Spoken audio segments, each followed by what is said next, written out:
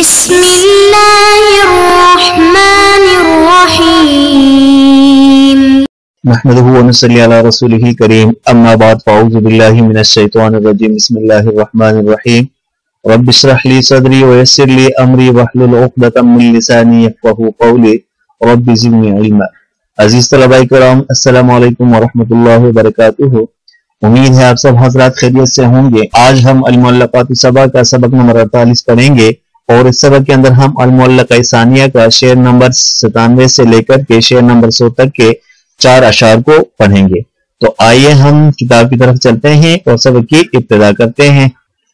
آج کے سبق کا پہلا شعر ہم پڑھتے ہیں فَلَوْ كُنْتُ وَغْلًا فِي الرِّجَالِ لَغَرَّنِي عَدَاوَةُ ذِي الْأَصْحَابِ وَالْمُتَوَحِّدِ فَلَوْ كُنْتُ وَغْلًا اگر میں تھکا ہارا ہوتا فِي الرِّجَالِ مردوں میں لَغَرَّنِي عَدَاوَةُ ذِي الْأَصْحَابِ تو ساتھیوں والے اور والمتوحد اکیلے کی عداوت مجھے لَغَرَّنِي ضرر پہنچاتی۔ اس کا مطلب یہ ہے کہ اگر میں اکیلا، اگر میں سست ہوتا، کاہل ہوتا، لڑنے جھگڑنے والا جنگجو نہ ہوتا تو پھر مجھے یعنی جمگٹوں میں لوگ نقصان پہنچا سکتے تھے اور اگر وہ کوئی اکیلے ہوتا تو بھی مجھے وہ نقصان پہنچا سکتا تھا۔ کہہ رہا ہے کہ میں سست اور کاہل نہیں ہوں لہذا مجھے کوئی نقصان نہیں پہنچا سکتا۔ الفاظ کی تحقیق کرتے ہیں۔ وغلن یہ اسم مصدر ہے، بمعنی ہے سست، کوتاہی کرنے والا یا بغیر بلائے ہوئے کھانے میں شرکت کرنے والا۔ یہاں پہ جو معنی ہے وہ تھکا ہارا سے کیا گیا ہے۔ اور ضرنی نصر ینصر سے صیغہ واحد مذکر غائب فعل ماضی معروف ہے، بمعنی ہے نقصان پہنچانا۔ اور ضرنی میں جو نون ہے یہ وقایہ ہے اور یا ضمیر متکلم کی ہے، جیسے کہ سورہ زمر میں اللہ پاک رب العزت فرماتے ہیں هل هن کاشفات ضره۔ عداوت دشمنی کو کہا جاتا ہے، اصحاب صحب کی جمع ہے، بمعنی ہے دوست۔ اور متوحد یہ باب تفاعل سے اسم فاعل کا صیغہ ہے، بمعنی ہے تنہا ہونا۔ سورہ مدثر میں اللہ پاک رب العزت فرماتے ہیں ذرنی ومن خلقت وحیدا۔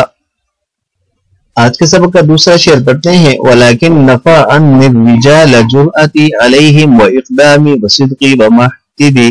اس کا ترجمہ کرتے ہیں وَلَكِنْ نَفَى عَنِّ الرِّجَالَ جُرْأَتِي لیکن لوگوں پر میری جرأت نے، وَإِقْدَامِ اور میری پیش قدمی نے، وَصِدْقِي اور میری راست بازی نے۔ اس کا ترجمہ کرتے ہیں کہ وَلَكِنْ نَفَى عَنِّ الرِّجَالَ جُرْأَتِي عَلَيْهِمْ وَإِقْدَامِ وَصِدْقِي وَمَحْتِدِ کہ لوگوں پر میری جرأت نے اور پیش قدمی نے، راست بازی اور نسبی شرافت نے مخالفت کو مجھ سے دور کر دیا ہے۔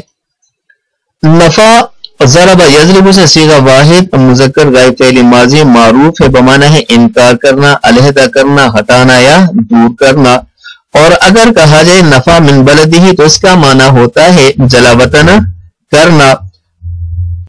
جرأت یہ مصدر ہے اور کرما سے اس کا معنی آتا ہے جرأت کرنا۔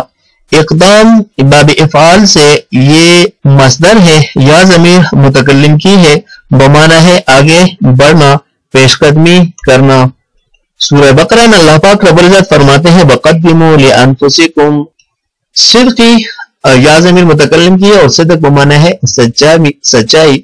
اور محتد جو ہے یہ مصدر میمی ہے، باب افتعال سے احتداء اس کا معنی آتا ہے اصیل ہونا، شریف النسب ہونا۔ آج کے سبق کا تیسرا شعر پڑھتے ہیں لَعَمْرُكَ مَا أَمْرِي عَلَيَّ بِغُمَّةٍ نَهَارِي وَلَا لَيْلِي عَلَيَّ بِسَرْمَدِي۔ اس کا ترجمہ کرتے ہیں لَعَمْرُكَ مَا أَمْرِي عَلَيَّ بِغُمَّةٍ تیری عمر کی قسم، تیری زندگی کی قسم، میرا کوئی کام دن میں مجھے غم میں نہیں ڈالتا۔ وَلَا لَيْلِي عَلَيَّ بِسَرْمَدِي اور نہ میری رات میرے اوپر دراز ہے۔ اس شعر کا مطلب یہ ہے، شاعر کہتا ہے کہ میں باہمت ہوں، نڈر ہوں، بے باک ہوں، ڈرنے والا نہیں ہوں، اس لیے میں اپنے کاموں میں متردد نہیں ہوتا اور رنج اور غم کی وجہ سے نہ ہی میری رات دراز ہوتی ہے اور نہ ہی میرے دن میں کوئی مشکل ہوتی ہے، یعنی میں دن بھی سکون سے گزارتا ہوں اور رات بھی اپنے سکون سے گزارتا ہوں۔ لَعَمْرُكَ میں لام جو ہے یہ قسمیہ ہے اور عمر جو ہے یہ اصل میں عمر کا بمعنی ہے زندگی، حیات۔ لیکن تخفیف کے لیے عین کو جو ہے وہ فتحہ دے دیا ہے اور آخر میں کاف ضمیر خطاب کی لگا دی ہے، جیسے کہ ارشاد خداوند بھی ہے لعمرک انہم لفی سکرتہم یعمہون۔ غمۃ بمعنی ہے غم، حزن یا ملال وغیرہ، اس کی جو جمع ہے وہ غممون آتی ہے، اور غمۃ پوشیدہ چیز کو بھی کہا جاتا ہے۔ بادلوں کو غمام اس لیے کہا جاتا ہے کہ وہ بھی آسمان کو چھپا لیتے ہیں۔ سورہ یونس میں اللہ پاک رب العزت فرماتے ہیں لا یکن امرکم علیکم غمۃ، اور نہار دن کو کہا جاتا ہے، لیل رات کو، اور سرمد یہ کہتے ہیں دراز اور لمبی چیز کو۔ جب یہ صفت آ جائے لیلن کی تو اس کا معنی ہوتا ہے لمبی رات۔ آج کے سبق کا چوتھا شعر پڑھتے ہیں وَيَوْمٍ حَبَسْتُ النَّفْسَ عِنْدَ عِرَاقِهِ حِفَاظًا عَلَىٰ عَوْرَاتِهِ وَالتَّهَدُّدِ۔ اس کا ترجمہ کرتے ہیں کہ وَيَوْمٍ بہت سارے دن ایسے ہیں حَبَسْتُ النَّفْسَ کہ میں نے اپنے نفس کو تھامے رکھا عِنْدَ عِرَاقِهِ قتل و قتال کے وقت حِفَاظًا عَلَىٰ عَوْرَاتِهِ اپنی آبرو کی حفاظت وَالتَّهَدُّدِ اور دشمن کی دھمکی کے خیال سے۔ حبستو صیغہ اور واحد متکلم فعل ماضی معروف ضرب یضرب سے، اس کا معنی ہوتا ہے روکے رکھنا، تھامے رکھنا۔ عراق باب مفعول کا ایک مصدر ہے، بمعنی ہے جنگ، لڑائی، قتل و قتال وغیرہ۔ عورات جمع ہے عورتن کی، بمعنی ہے ہر وہ چیز جس کو چھپایا جائے۔ آبرو یہاں پہ مراد ہے، جیسا کہ اللہ پاک رب العزت فرماتے ہیں سورۃ النور میں الذین لم یظہروا علی عورات النساء۔